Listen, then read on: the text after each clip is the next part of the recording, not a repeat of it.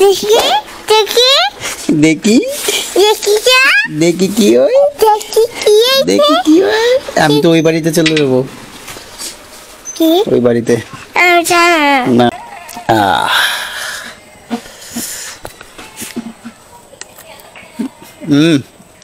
দারুন একটু লবণ হলে ভালো হতো good morning guys welcome back to another new blog আজকের ব্লগটা একটু ডিফারেন্ট কেননা আজকে আমি যাচ্ছি আমার গ্রামের বাড়িতে আর আজকের ব্লগে আমি শেয়ার করব যে আমি কিভাবে আমার গ্রামের বাড়িতে যাচ্ছি গ্রামের বাড়িতে গিয়ে আমি কি করছি সব কিছু আজকের এই ব্লগে চলেন তাহলে শুরু করা যাক আজকের এই ডিফারেন্ট ব্লগটি লেটস গো সানি ডে আজকের দিনটা একদম সানি ডে কেননা দেখতেই পাচ্ছেন যে সূর্যের ঝিলিকটা আমার মুখে একদম ফাইনালি টাঙ্গাইলের ঐতিহ্যবাহী বাস প্রান্তিক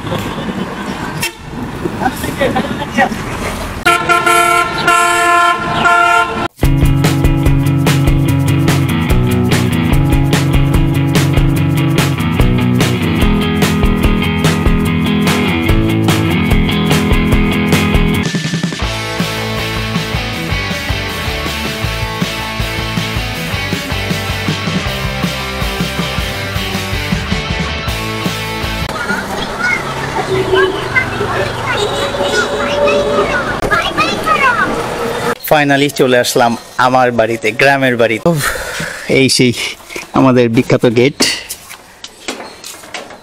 দেখি দেখি দেখি দেখি যা দেখি কি হয় দেখি কি দেখি কি হয় আমি তো ওই বাড়িতে চলে যাবো কি ওই বাড়িতে না ওটা আমার বাড়ি এটা তোমার বাড়ি না যাবো না যাবো না যাবো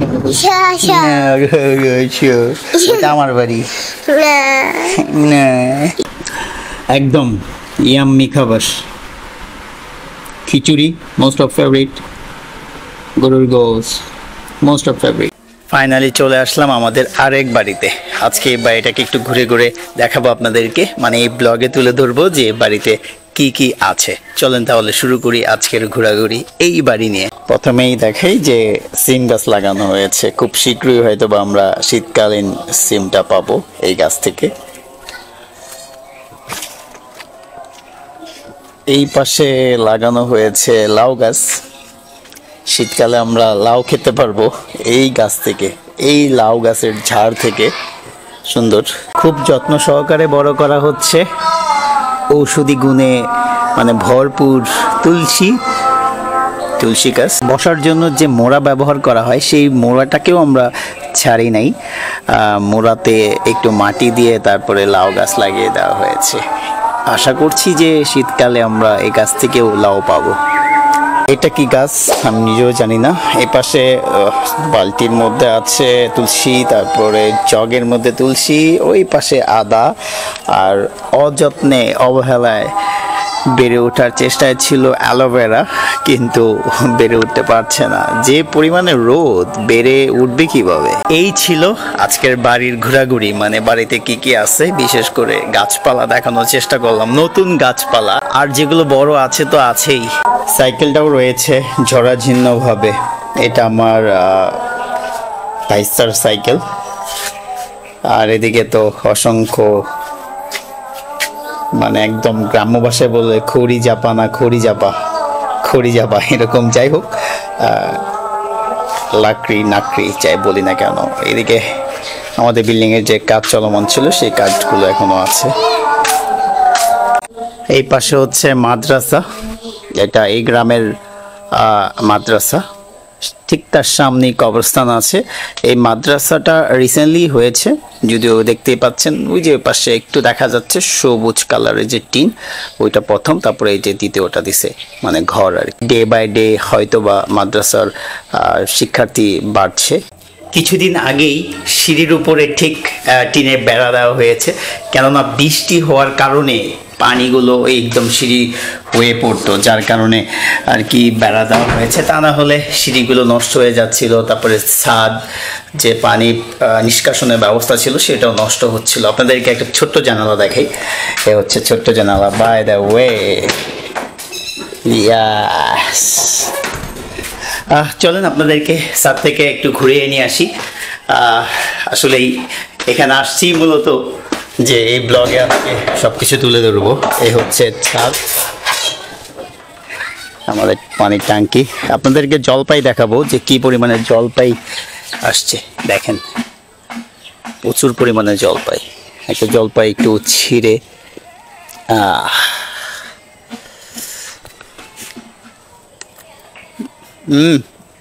দারুণ, একটু লবণ হলে ভালো হতো।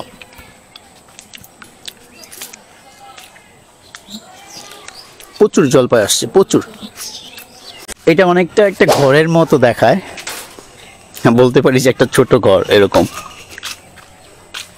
এই বাড়িতে জলপাই গাছ আছে, আর আম গাছ আছে, আর কাঁঠাল গাছ আছে। বিশেষ করে জাম, সরি জাম আছে, কিন্তু জাম ওরকমভাবে আমরা পারতে পারি না, বেশি বড়।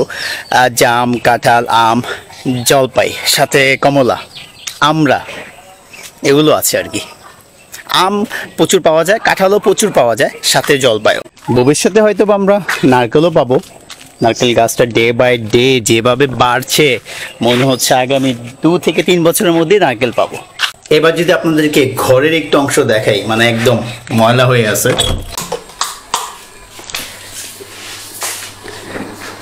একদম জরাজীর্ণ অবস্থা, বালুতে ভরা। এই যে ব্যালকনি দেখলে বুঝতে পারবেন। আর এই হচ্ছে আমি দিশু শাহ। আমার ইউটিউব চ্যানেলটাকে অবশ্যই সাবস্ক্রাইব করবেন। আমার ইউটিউব চ্যানেলটাকে গ্রো করতে আপনারা যদি পাশে না থাকেন, আমার মনে হয় না আমার ইউটিউব চ্যানেল কখনোই গ্রো হবে। তো আই হোপ যে আপনারা আমার চ্যানেলটাকে সাবস্ক্রাইব করবেন, আমাকে সাপোর্ট করবেন। আপনার একটা সাবস্ক্রাইব আমার জন্য অনেক বড় অনুপ্রেরণা। হাই গাইস, ইতিমধ্যে আপনারা ব্লগটা দেখে ফেলেছেন নিশ্চয়ই। কেমন লেগেছে অবশ্যই কমেন্ট করে জানাবেন। তারপরও আমি এখন আমার এই ব্লগটা নিয়ে একটু ছোট্ট করে রিক্যাপ করব। ময়মনসিংহ থেকে বাসে করে দাঁড়িয়ে কিন্তু আমি আমার গ্রামের বাড়িতে আসছি। হুট করেই গ্রামের বাড়িতে আসা। আমার মা আছে এখানে, মার সাথে দেখা হলো, সাক্ষাৎ হলো। যদিও আমার মাকে আমি ক্যামেরাতে নিয়ে আসি নাই, কারণ উনি ক্যামেরাতে আসতে পছন্দ করে না। মায়ের কাছে আসছি, মানে মা আমার গ্রামে মায়ের কাছে আসছি। নিশ্চয়ই খাবার দাবার একটু স্পেশাল থাকবে। মা জানে যে আমি খিচুড়ি খেতে পছন্দ করি। খিচুড়িটাই ছিল আজকের খাবারের সাথে গরুর গোস্ত। দারুণ স্বাদ, মানে মায়ের হাতে রান্নার যে আলাদা স্বাদ, এটা এক্সপ্লেইন করার মতো আসলেই আমার মনে হয় না ভাষা আছে। তারপরে তালের যে পিঠাটা, মানে তালের রস দিয়ে যেটা বানানো হয়, এক্সেলেন্ট, মানে এত স্বাদ। আমি যার মা নাই সে বুঝবে যে আসলে মায়ের হাতের রান্না, মায়ের হাতের যে পিঠা, এগুলো যে কতটা দামি। এই যে মার সাথে আমি সময়টা কাটিয়েছি, মানে এই সময়ে আসলে দাম বা টাকা দিয়ে কেনার মতো কোনো কিছু নাই এই দুনিয়ায়। তো যাই হোক, তারপরও আমি আমার গ্রামটাকে দেখানোর চেষ্টা করেছি। একটু নদীর পাড়ে গিয়েছিলাম, একটু ছবি তুলেছি, ঘুরেছি। অ্যাকচুয়ালি সেটা হয়তো বা ব্লগে নাই, কেননা ওইটা ফোনে। তো যাই হোক, ওভারঅল আজকে আমি খুব ভালো একটা সময় কাটিয়েছি আমার মায়ের সাথে এবং এই গ্রামে। I hope you enjoy this video. Hit likes, do subscribe my YouTube channel. Thank you so much again. Bye bye.